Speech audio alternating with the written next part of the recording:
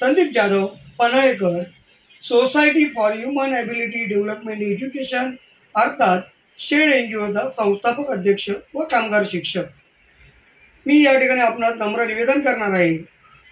केंद्र सरकारच्या भारत सरकारच्या श्रम व रोजगार मंत्रालयाअंतर्गत असणाऱ्या दत्तोपंत ठेंगडी राष्ट्रीय श्रमिक शिक्षण व विकास बोर्ड प्रादेशिक संचालनालय मुंबई व महाराष्ट्र शासनाच्या नारायण मेघाजी लोखंडे महाराष्ट्र श्रम विज्ञान संस्था तसेच बृहन्मुंबई महानगरपालिकेच्या समाज विकास अधिकारी कार्यालय दक्षिण विभाग यांच्या संयुक्त विद्यमाने व आमच्या society for Human Ability Development Education अर्थात शेड NGOच्या वतीने महिलांसाठी एक दिवसीय लघुकालीन प्रशिक्षण शिबिर परळ विभागामध्ये महाराष्ट्र शासनाच्या नारायण मेघाजी लोखंडे महाराष्ट्र श्रम विज्ञान संस्था सभागृह दुसरा मजला दादाबाई चमारबागवाला लेन परळ मुंबई 4012 या ठिकाणी येणाऱ्या गुरुवार दिनांक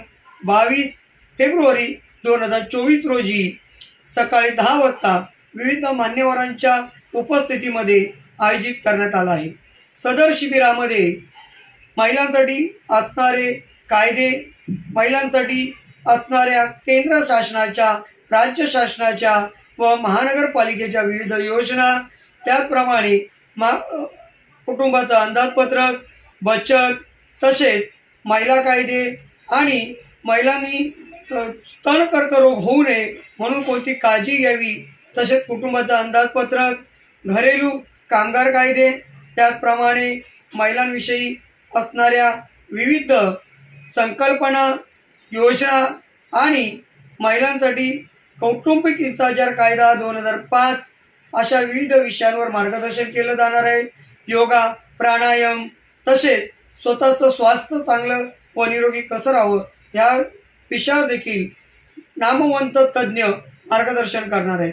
या शिबिरामध्ये 18 ते 55 वयोगटातील महिला सहभागी होऊ शकतात। शिबिरामध्ये सहभागी होण्यासाठी पूर्व नाव नोंदणी आवश्यक आहे। तसेच या शिबिरात सहभागी होताना आपल्या आधार कार्डची एक नक्कल प्रत झेरॉक्स महिलांनी संयोजकांकडे जमा करावी।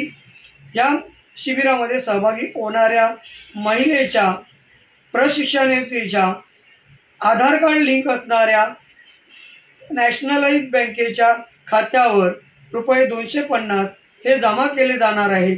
तरी इच्छुक महिलांनी या शिबिरामध्ये सहभागी होण्यासाठी या कार्यक्रमाचे संयोजक, आयोजक, संस्थापक अध्यक्ष संदीप जाधव यांच्याशी 9867414130 व 9869161721 या मोबाईल क्रमांकावर संपर्क साधावा अशी मी आपणास विनंती करतो। जय हिंद, जय महाराष्ट्र, जय भीम, नमो बुद्धाय।